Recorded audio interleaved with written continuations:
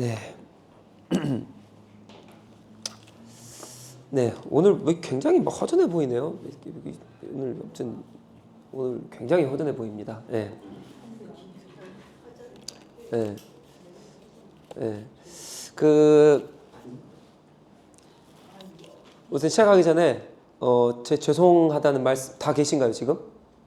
다 계세요? 죄송하다는 말씀 우선 먼저 드립니다. 왜냐하면 오늘 오전 예배 때 저 지금 진도에서 오셨는데 저를 아실지 모르겠지만 저 이랬다면 저 절대 안 받습니다. 교회에서 이거 하면 진짜 저 절대 안 받거든요. 근데 제가 이걸 3번을 물었어요. 3번을.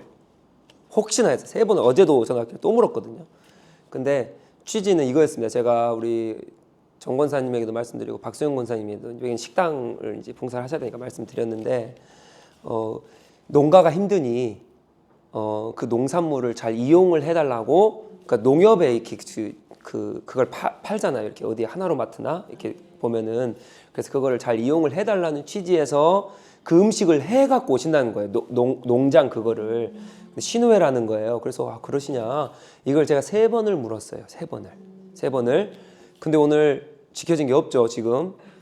왜 그러냐면 교회 안에서 판매가 이루어지면 저는 이거 절대 근데 계속 이 답을 회피하시더라고요. 그래서 처음에는 제가 이거를 처음에는 안 받았어요. 이게 3주 전인가 왔어요, 전화를. 그래서 피했어요. 근데 2번째 와서는 뭐 이런저런 설명을 하시더라고요. 그래서 오케이. 그리고 어제 또 왔길래 오케이 했고, 이제 마지막으로 저한테 말한 게 그 신의회에서 농가 음식을 우리가 취식을 해보고 그게 음식이 그 농가가 좋으면 우리가 그 농협을 가서 살 수 있는 거잖아요. 그러니까 그걸 안다는 거예요.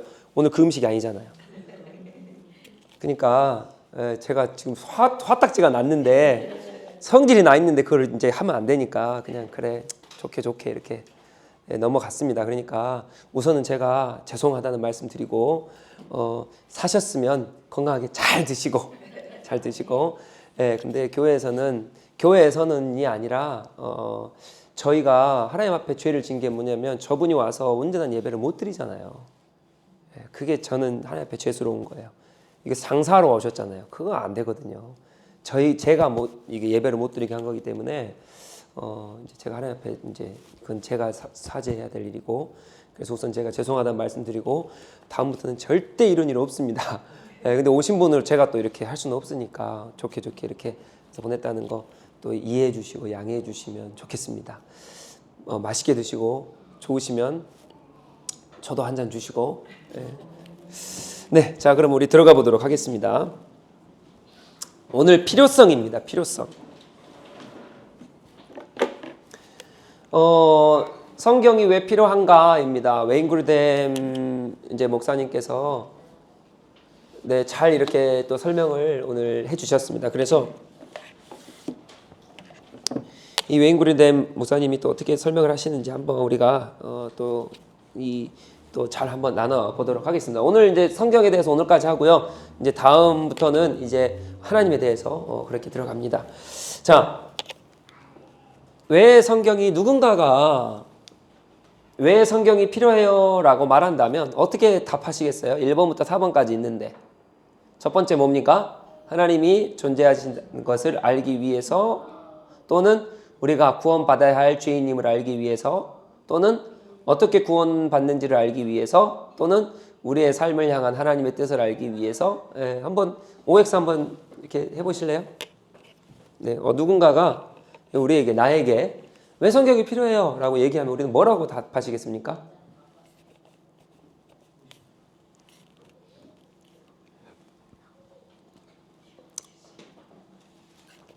맨날 제가 하는 것은 애매하게 그렇게 해가지고 글정을 이거 같기도 하고 아닌 것 같기도 하고, 저도 지금 그 자리에 있으면 뭐가 답인지 잘 모르겠어요.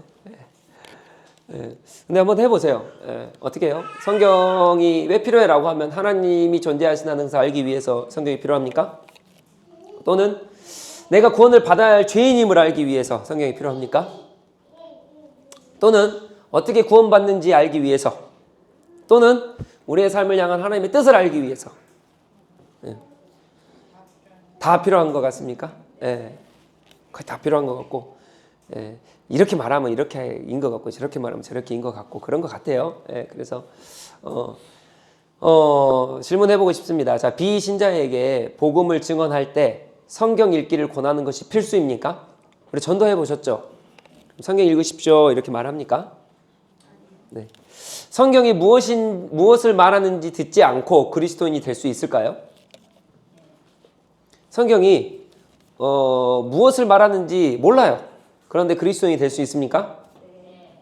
자, 영적으로 둔감하게 만드는 것은 무엇입니까? 그럼 이에 대한 해법은요? 근데 답은 이건 답은 좀 아시겠죠? 눈치상 그냥 성경 읽어야겠죠. 이렇게 나와야겠죠. 네. 자, 말씀이라는 영적 양분을 세심하고 부지런히 영혼에 공급하고 있습니까? 있으십니까? 네.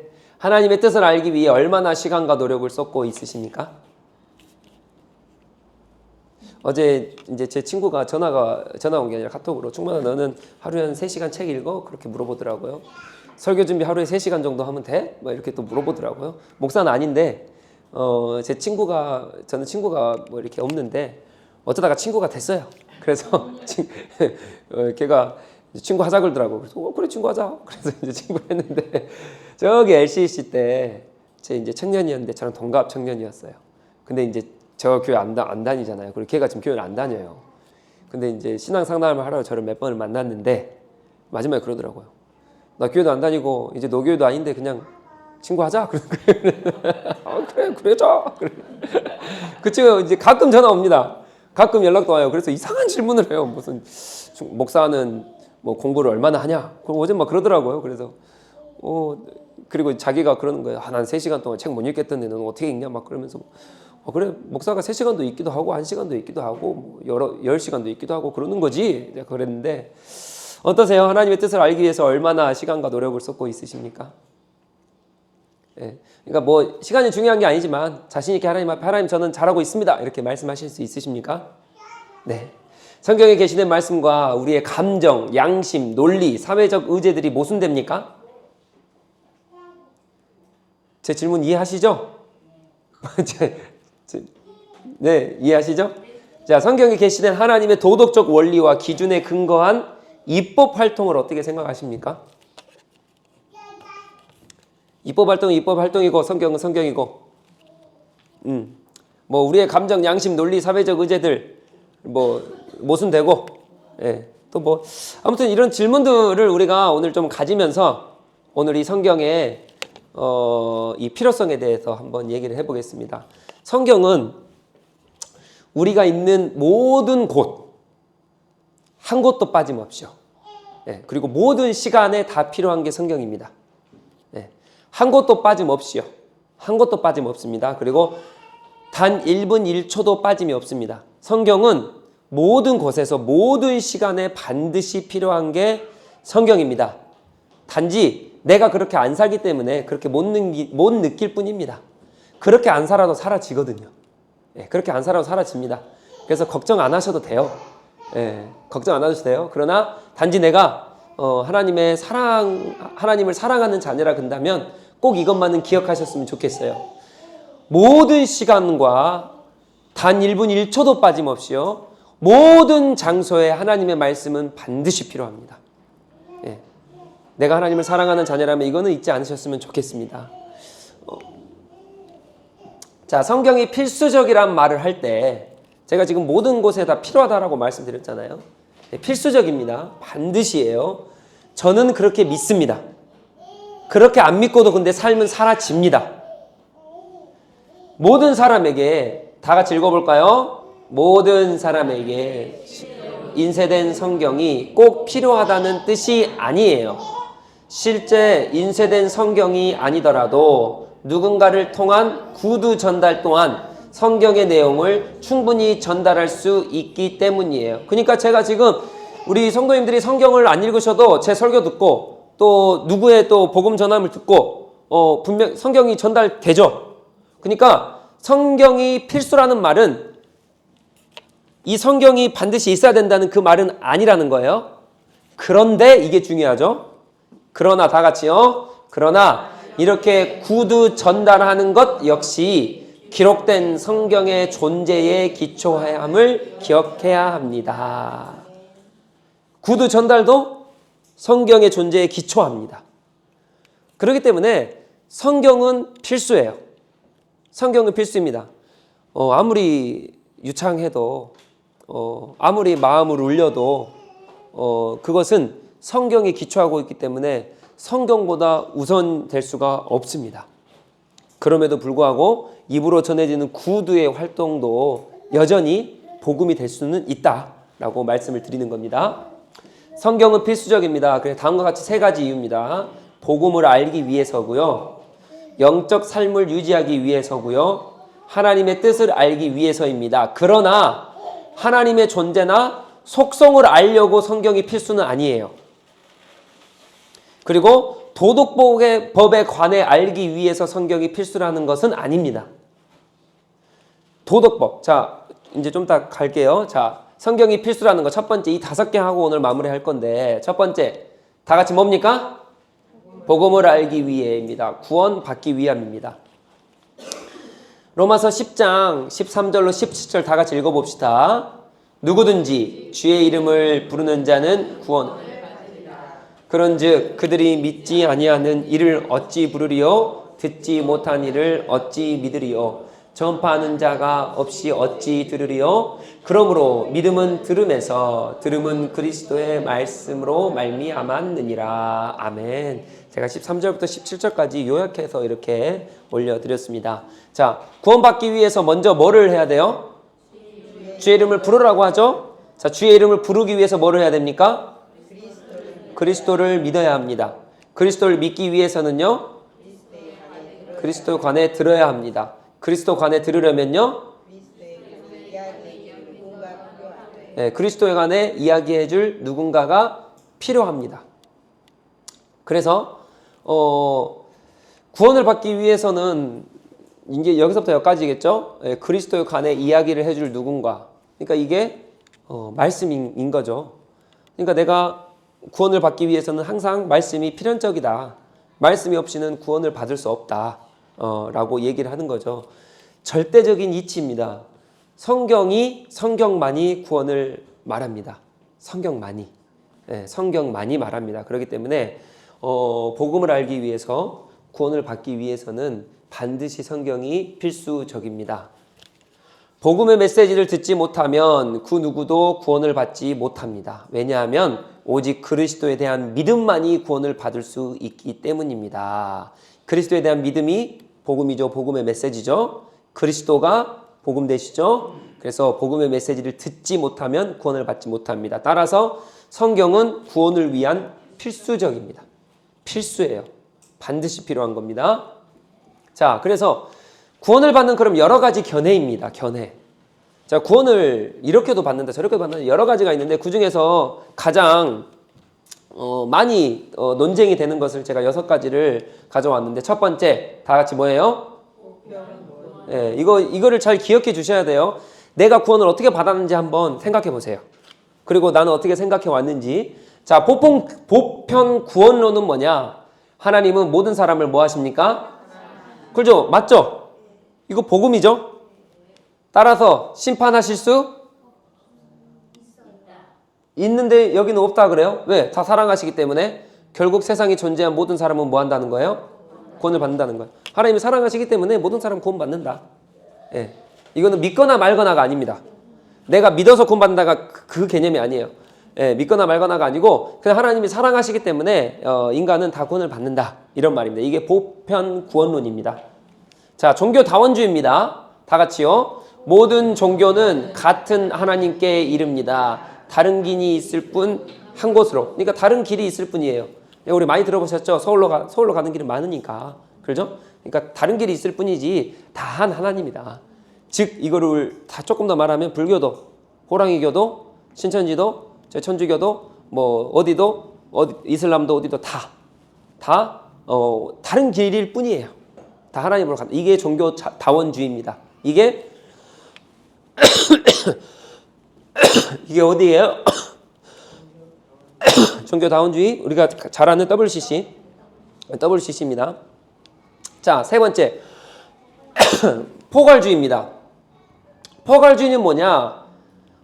이게 보편 구원론이랑 비슷한 것을 포함하고 있는데 이건 조금 다른 게 뭐냐면 그리스도의 구속 사역을 통해서만 구원을 받아요. 첫 번째 거는 보편 구원론은 그냥 하나님이 우리를 사랑하시기 때문에 다 구원받는다고, 여기는 그리스도의 구속 사역을 통해서만 구원을 받아요. 이게 포괄주의입니다. 이것을 믿어요. 그런데 그리고 그분 구속 사역을 완전하게 이루셨죠. 맞나요? 그분의 십자가에 그 죽으시고 부활하시고 승천하시고 재림하신다는 그 구원의 완전한 그 사역은 완벽하시죠.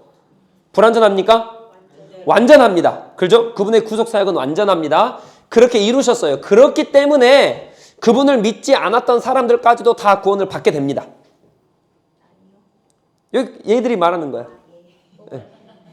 왜냐하면 구속 사역을 통해서만 구원을 받아요. 구속 사역을 통해서만. 그 구속 사역이 뭐냐? 완벽하다는 거예요. 그래서 안 믿는 사람도 다 구원을 받는다는 거예요. 이거 뭔가 논리가 있죠? 예. 네. 근데 이게 우리가 아는 건 이게 아니잖아요. 그렇죠? 자, 4번 영원 멸절설입니다. 이것도 많이 주장을 하는 거죠. 영원 멸절설은 뭡니까? 우리가 죽으면 어차피 다 없어진다. 우리 육체는 다 없어진다. 그게 영혼 멸절설이거든요. 그래서 그리스도의 구속 사역으로 구원을 받지만 죽은 뒤 인간은 영원히 멸절되기에 형벌받지 않아요. 왜? 영혼은 멸절하니까요. 예. 그러니까 이것도 많이 주장을 합니다. 이렇게. 자, 5번째. 사후의 복음 전도예요. 이거는 이 말 그대로예요. 예수 그리스도 지금 안 믿어요. 죽었습니다. 사후에도 다시 구원받을 수 있는 기회가 있다 없다? 있습니다. 얘들은 있어요. 근데 우리는 있습니까 없습니까? 없어요. 한번 정해진 것은 끝이에요. 예, 그러니까 지금 우리가 잘 그리스도를 영접해야 되죠. 근데 다 이런 논리들은 다 뭡니까? 다 합리화하고 자기들이 원하는 대로 믿는 거고, 다 좋은 거잖아요. 좋으면 좋은 거고, 예, 다 그러면 그런 거고, 다 이렇게 하면 좋은 거고, 이제 그런 것들이에요, 지금. 그래서 특히 사후 복음 전도 같은 경우는 이제 카톨릭 같은 데가 그러겠죠, 이제. 예, 카톨릭 같은 데가. 이건 말도 안 되는 거죠. 네. 자, 우리는 여기입니다. 그러니까 우리만 딱 6번째만 말만 들어도 베타주의 싫잖아요. 근데 이게 우리입니다. 예, 다른 건 다 괜찮은데. 보편 구원론, 포괄주의, 사후의 복음 전도 듣기 좋잖아요. 얼마나 편합니까? 예, 그냥 대충 살다가 아니면 내 마음대로 살다가 하나님 부르실 때 가면 되죠. 그러다 구원 받으면 되죠. 이렇게 되는데 사실 우리는 베타주의입니다. 뭐예요? 오직 살아있는 동안 그리스도의 간에 듣고 그분을 믿는 사람들만 구원을 받습니다. 그래서 우리는 베타주의라고 그럽니다. 우리는 오직 살아있는 동안만, 기간은 언제까지예요? 살아있는 동안까지입니다. 언제 죽을지 몰라요. 살아있는 동안 누구를? 그리스도를 듣고 내 구주로 영접하고 받아들이고 주인으로 모시고 사는 사람들, 그 사람들이 구원받는 게, 그게 우리는 여기입니다. 그러니까 이거를 싫어하겠죠, 당연히. 예, 싫어하겠죠. 말만 들어도 싫잖아요. 예, 그래서 나머지 5가지와 이제 마지막 저희의 주장을 이렇게 제가 6가지를 딱 넣었습니다. 그래서 풀어야 될 숙제입니다. 그럼 지금까지 첫 번째, 복음을 알기 위해 성경을 필요하다라고 말씀을 드렸는데, 그러면 이거에 한번 답을 한번 풀어볼까요? 자, 옛 언약 아래에서 죽은 사람들은 구원을 못 받나요? 그러면 그 말은 무슨 말입니까? 예수님 오시기 전에 죽었던 사람들은 구원을 못 받냐는 거예요. 우리가 그리스도를 들음에 구원을 받는다 그랬잖아요. 자, 그러면 그리스도를 못 들은 사람들은 구원을 못 받습니까? 그 질문입니다. 성경은 뭐라 말합니까? 받는다 말하죠? 아닌가요? 자, 우리가 전제를 딱 세웠습니다. 전제. 복음은 예수 그리스도고 예수 그리스도를 구주로 받아들인 사람만 구원을 받는다. 그렇기 때문에 성경이 필요하다. 복음을 알기 위해, 그리스도를 알기 위해. 우리가 이거였잖아요. 그죠? 이겁니다, 우리는. 그러니까 그리스도를 알아야 돼요. 그렇죠? 근데 그러면 그리스도가 오시기 전에는 옛 언약이잖아요. 그 전에는 구원을 받았냐는 거예요. 아, 하나님의 주권입니까? 그럼 이렇게 질문 좀 쉽게 해볼게요. 그럼 아브라함은요? 오실 예수님을 믿었기 때문에. 네, 오실 예수님을 믿었기 때문에. 옛 언약을 받은 사람이 이스라엘뿐이잖아요, 지금. 네. 이스라엘 말하는 국한된 거잖아요. 네. 옛 언약은 이스라엘만 받았잖아요. 네. 근데 그 옛 언약 받은 사람들은 예수님이 오실 예수를 믿었잖아요. 네. 그러니까 구원을 받는다고. 아, 네네네. 네. 자, 그러면 이스라엘 아니고 다른 민족은 없었습니까? 다른 민족은 있었잖아요. 네. 그러니까 그 사람들은요? 그게 이제 문제인 거예요. 아, 그게 문제인 거예요. 그게 문제인 겁니까? 네. 바울이 어디서는 간과하였다. 이전 사람들은 간과하였다. 그리고 안 모를 것처럼 말했다. 또 어디 부분에서는 핑계치 못할 거다. 자연에 다 신성이 있기 때문에 이렇게 말해서 네. 저는 늘 그게 궁금하긴 해요. 아, 네. 오케이. 우선 첫 번째로는 옛 언약, 뭐 신언약이라 그럴까요? 우리는 새 언약이라 그러죠. 예, 새 언약. 이거 뭐 중요하지만 이것 때문에 구원이 이렇게 막 왔다 갔다 하시면 안 되고요. 우선 첫 번째 우리가 가지고 있어야 될 것은 오직 예수 그리스도를 통하여 구원을 얻습니다. 이거 흔들리시면 안 돼요. 근데 우리가 풀 것은 그럼 예수 그리스도 오시기 전에는 어떻게 이해해야 되냐? 그거를 말씀드리는 겁니다. 자, 그럼 이렇게 나와 있어요. 옛 언약 아래서 구원받은 사람들도 그리스도를 믿는 믿음을 통해서 구원을 받았다는 것입니다. 아니, 그리스도가 안 왔는데 그리스도를 통해서 구원을 받았다고요? 다만 그들의 믿음은 메시아 곧 구원자가 오실 것이라는 약속의 말씀의 근거에 앞을 내다보는 믿음이었습니다. 자, 그러니까 옛 언약도 뭐가 필요합니까? 예수 그리스도는 당연한 거죠. 앞을 내다보는 뭐가 있었다고요? 믿음이에요. 믿음. 그래서 믿음. 그러니까 믿음이 오전에도 제가 강조를 드렸죠. 우리 믿음으로 삽니다. 우리 크리스찬들은 믿음으로 삽니다. 그러니까 예수 그리스도에 대한 믿음으로 사는 거예요. 그래서 말씀드렸다시피 횃불 언약의 창세기 15장에 보면 하나님이 아브라함을 의롭게 여기십니다. 뭐를 보고요? 믿음을 보고요. 네, 믿음을 보고. 그래서 다시 한번요. 곧 구원자가 오실 것이라는 약속의 말씀의 근거에 앞을 내다보는 믿음이었습니다. 히브리서 기자는 아벨과 에녹, 노아, 아브라함, 사라와 같은 구약의 선지자들에 관해 이야기하면서 이 사람들은 다 믿음을 따라 죽었으며 약속을 받지 못하였으되, 약속을 받지 못한다는 무슨 말입니까? 예수 그리스도가 아직 오지 않았다는 거죠. 약속을 받지 못하였을 때 그것들을 멀리서 보고 환영하며 라고 말합니다. 그는 또한 같은 장에서 모세가 그리스도를 위하여 받는 수모를 애굽의 모든 보화보다 더 큰 재물로 여겼으니 이는 상 주심을 바라봄이라 라고 말합니다. 그리고 예수께서는 아브라함에게 관해 너희 조상 아브라함은 나의 때 볼 것을 즐거워하다가 보고 기뻐하였느니라. 아브라함은 예수 때를 보고 즐거워했다는 거죠. 자, 라고 말씀하십니다. 이것은 분명히 아브라함이 약속된 메시아가 오실 날을 고대하며 기뻐하였음을 가리킵니다. 한마디로 우리는 오실 메시아, 옛 언약의 사람들은 오실 메시아를 기대하면서 뭐를 가지고 있습니까? 믿음. 그 믿음으로 구원을 받는다라고 하는 거죠. 그래서 우리가 항상 잊으면 안 됩니다. 지금 우리는 오신 그리스도입니다. 오신 그리스도를 믿는 거고, 구약은요? 오실 그리스도를 믿는 거고, 여기서 핵심은 뭡니까? 예수 그리스도와 믿음. 믿음. 그래서 이게 성경에 나와 있는 거니까 성경이 꼭 필요한 거죠. 복음을 알기 위해 성경의 필요성. 자, 두 번째예요. 성경 외에 천사들을 통해, 꿈을 통해 등 다양한 방법으로 그리스도에 관해 듣는다면 구원을 받았다라고 볼 수 있습니까? 많이 들어보셨죠? 이런 이야기. 성경 이외에 막 꿈으로든 어떤 역사로든 어떤 기적이든 뭐 천사를 통해서든 뭐를 통해서든 듣잖아요. 들어서 구원을 받았다라고 우리가 선교지에서 그럼 얘기 많이 듣지 않습니까? 예. 그러면 이건 어떻게 생각하십니까? 그럴 수 있습니까? 성경 외에 천사들을 통해 꿈을 통해 등 다양한 방법으로 그리스도에 관해 듣는다면 구원을 받았다라고 우리가 말할 수 있을까요? 자, 볼까요? 여기는 이렇게 말합니다. 이에 더해 우리는 사람들이 천사나 꿈을 통해 그리스도에 관해 듣는다면 이것은 그리스도에 대한 믿음과 관련 없는 대안적인 구원의 길이 아니라 예수 그리스도의 복음이 알려져 사람들이 그리스도를 믿고 구원에 이르게 되는 추가적인 수단이며, 따라서 이는 여전히 배타주의 범주에 속한다는 점을 기억해야 합니다. 이해되셨나요? 너무 어려우신가요? 그러니까 이것도 뭐예요? 배타주의에 들어갑니까? 안 들어갑니까? 들어가는 거죠. 예, 왜냐하면 이 또한 성경의 존재를 서두에 이미 우리가 전제를 깔았죠. 예, 성경을 기반하고 있기 때문에. 예, 그래서 이 또한 베타주의에 들어간다라고 볼 수 있는 거죠. 그래서 성경이 없다 할지라도 내가 성경을 가지고 있지 않아요. 그럼 복음을 전합니다. 그럼 그 사람이 들었어요. 그럼 구원 받습니까? 구원 받는 거죠.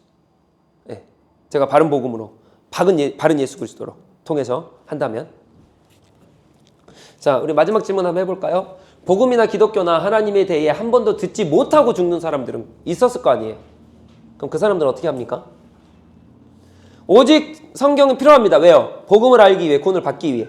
그런데 성경의 존재도 모르고 예수 그리스도에 대한 복음의 존재도 모르는 그 사람들은 그럼 어떻게 합니까? 그럼 죽으면 어떻게 되는 거예요?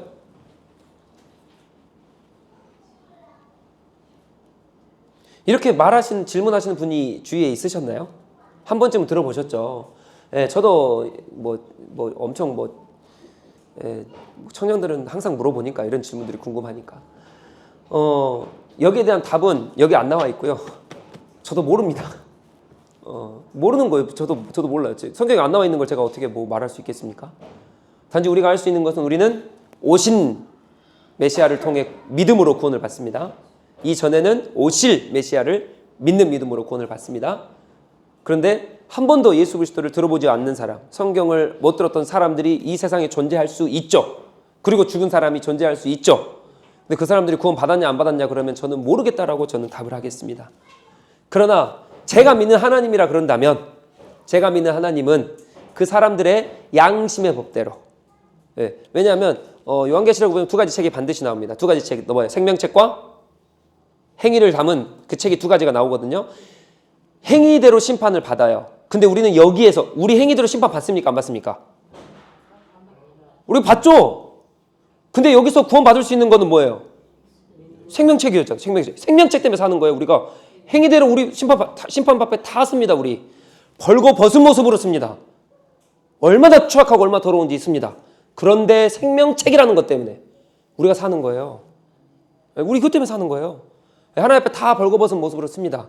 근데 중요한 건 우리 로마서에 우리 박재민 선생님 아까 말씀 주셨다시피 로마서에 다 나와 있거든요. 양심의 법을 주시고 다 깨달아 알게 하시고, 그러니까 그 양심의 법대로 하나님을 모르지만 주님께서 주신, 물론 타락한 본성을 가지고 있지만 그래도 희미하게나마 도덕적으로 윤리적으로 바르게 할 수 있는 그 양심의 법이 다 있단 말이에요. 그러면 그걸 하나님께서 세 보실까요? 안 세 보실까요? 하나님 다 달아보시죠. 하나님 다 달아보십니다. 하나님, 우리 하나님은 완벽하신 분이에요. 너는 안 들어봤기 때문에 안 달아, 괜찮아. 아니요, 다 달아보십니다. 하나님 무서우신 분이에요. 그 법대로 하나님이 심판하지 않으실까? 그러나 자비하시고 노하기를 더디하시고 인애롭고 그 인자하신 우리 하나님께서 이건 제 생각이에요. 그 사람들을 내쳐버리거나 그러지는 않을 것 같아요. 예, 근데 성경에 안 나와 있습니다. 제 답은 모르지만 그러지 않을까. 세 번째는 이제 제 생각이고요. 자, 그래서 어찌됐든 이게 제가 말하고자 하는 게 무엇이냐. 절대적 권위인 성경이라는 걸 저는 꼭 말씀드리고 싶습니다. 절대적 권위의 성경입니다. 성경의 말씀은 절대적 권위를 지니고 있습니다. 이것을 말씀드리고 싶어요. 그래서 저는 이거를 모릅니다. 세 번째 걸 모른다는 거예요. 왜요? 절대적 권위의 성경이 이거를 안 말하고 있으니까 저는 모른다고 답하는 거예요. 그러나 이 두 가지는 말하고 있으니까 말하는 거고요.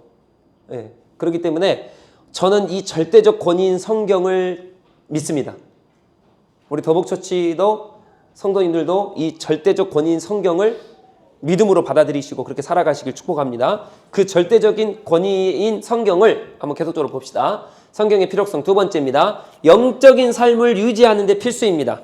성경은 신명기 8장 3절 같이요. 너를 낮추시며 너를 줄이게 하시며 또 너도 알지 못하며 내 조상들도 알지 못하던 만나를 내게 먹이신 것은 사람이 뭐예요? 떡으로만 사는 것이 아니요 여호와의 입에서 나오는 모든 말씀으로 사는 줄을 내가 알게 하려 하심이니라. 아멘. 이 말씀 무슨 말씀이냐? 우리 육체적인 삶이 음식을 통해 뭐예요? 물질적 양분이 섭취가 되죠. 그럼 우리 영적인 삶은요? 성경을 통해 유지된다는 것을 잊으면 안 됩니다. 잊으면 안 되십니다. 그러나 안타깝게도 영양분을 섭취 못하면 금방 알게 되죠. 내가 이 음식, 영양분을 섭취 못하면 금방 알게 됩니다. 바로 배가 고프기도 하고요. 바로 탈이 나기도 하고요. 손톱도 바뀌고요. 막 얼굴도 뭐 이렇게 하고요. 다 바뀌는 게 금방금방 티가 나는데 영적인 영양분은 티가 납니까?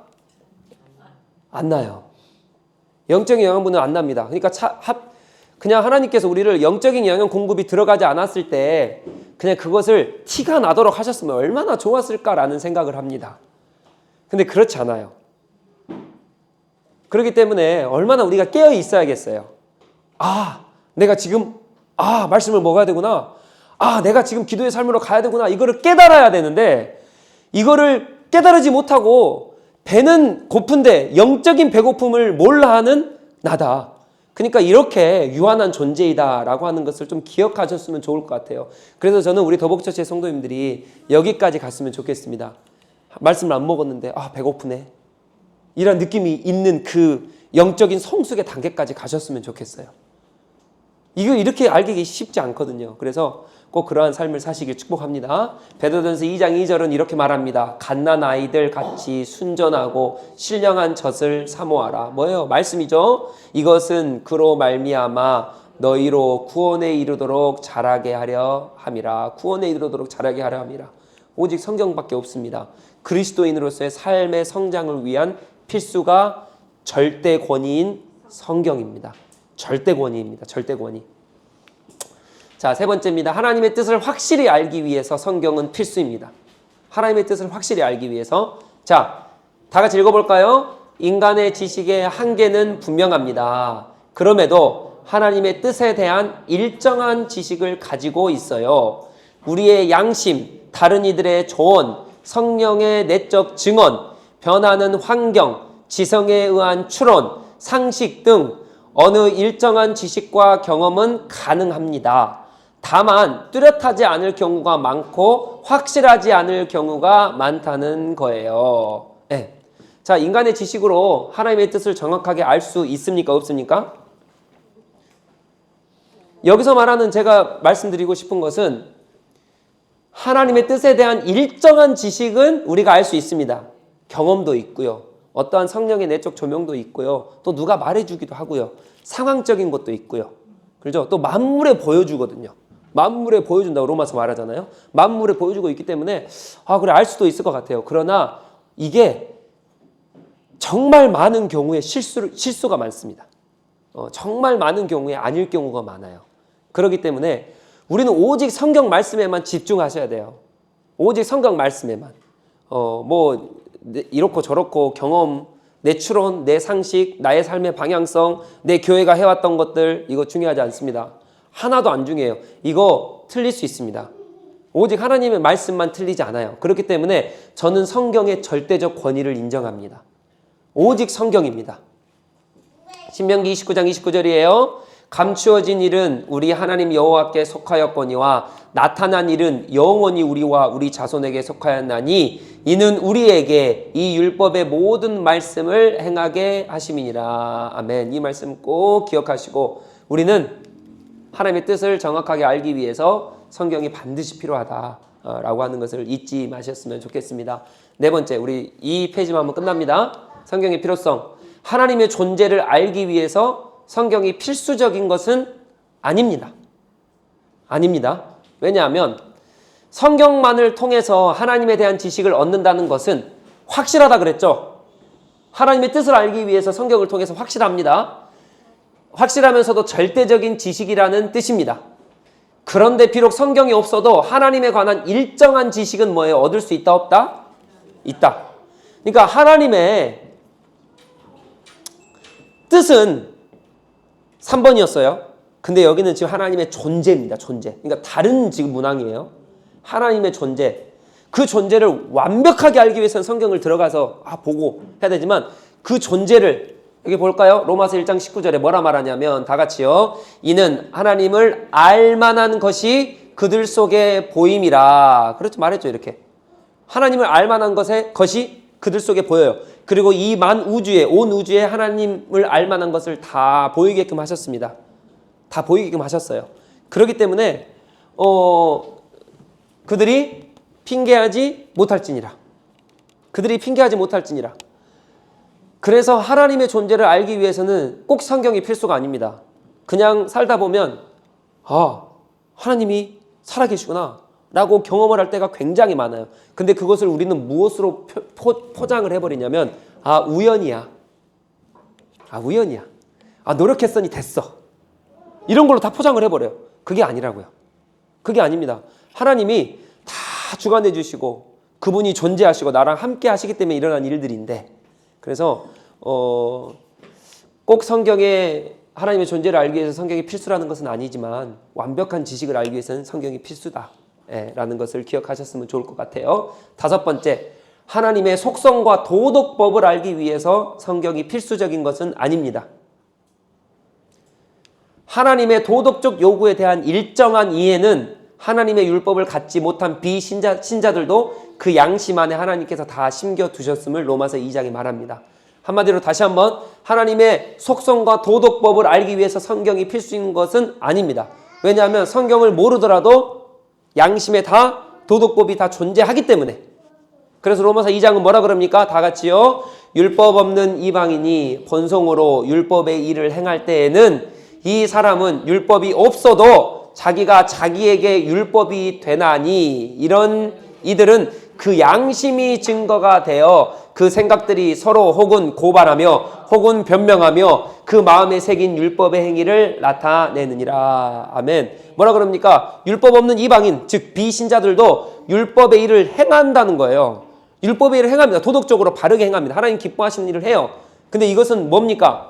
하나님의 율법을 알아서가 아니라 뭐예요? 율법이 없어도 자기가 자기에게 율법이 되나니, 이 율법이 뭐예요?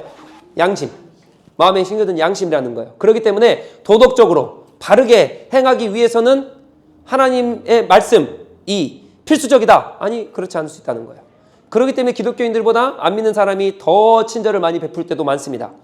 그래서 기독교인보다 더 넌크리스찬들이 더 많은 윤리적인 좋은 일들을 많이 행할 때가 많습니다. 그렇기 때문에 불교가 더 선을 많이 행합니다. 그렇기 때문에 카톨릭이 더 선을 많이 행합니다. 그렇기 때문에 안 믿는 신자들이 더 선을 많이 행합니다. 신천지가 더 좋은 일을 많이 한다고요. 그러나 그것은 하나님의 율법에 근거한 게 아니라 뭐예요? 하나님이 주신 자기 율법이에요.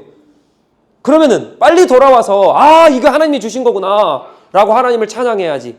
그 종교에 남아있으면 됩니까? 안 됩니까? 안 되는 거죠. 그러니까 그 스스로 자기들끼리 모순에 빠지는 거예요. 스스로 자기들이 그렇게 하면서. 이해가 되시죠? 자, 그러니까 그럼 우리가 해야 될 일은 뭐예요?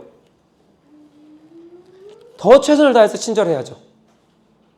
그 사람들도 그런데. 그렇죠? 그 사람들도 그런데. 그러니까 그 사람들이 그렇다라고 한다면 우리는 당연히 더 엄한 잣대가 이렇게 딱 주어지지 않겠습니까? 우리는 율법을 받은 백성이잖아요. 율법은 안 받은 백성도 그런다면 우리는 더 엄한 잣대가 우리 가운데 주어지지 않을까요? 네, 그렇기 때문에 이 말씀 좀 기억해 하셨으면 좋겠습니다. 이게 하나님의 절대 권위의 성경입니다. 성경이 이렇게 말하고 있고, 그래서 우리는 저는 절대적 권위인 성경만 믿습니다. 다른 거는 믿지 않아요. 다른 것은 의존하지 않습니다. 아까 잠깐 할 말이 있었는데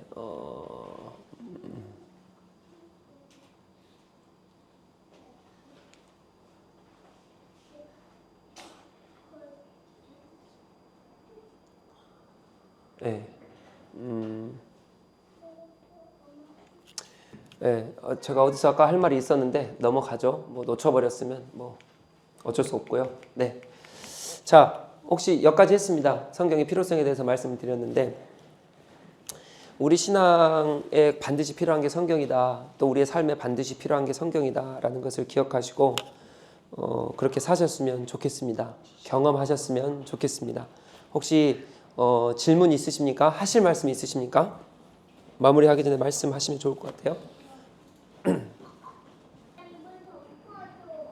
네. 자, 질문 없으시면 오늘 마무리하도록 하겠습니다. 저는 다시 한번 강조합니다. 우리 하나님의 말씀이 절대 권위입니다. 절대 권위. 오늘 저 진짜 나눌 거 많았거든요. 근데 이것만 합니다. 진짜 나눌 거 많은데 이게 삶에 아까 입법까지 나왔잖아요. 입법까지 다 다루려고 했는데 너무 많아가지고 그냥 여기까지만. 우리 입법, 도덕법 이거 다 다뤄야 되거든요. 성경으로. 성경이 기본이 돼야 입법이 가능합니다.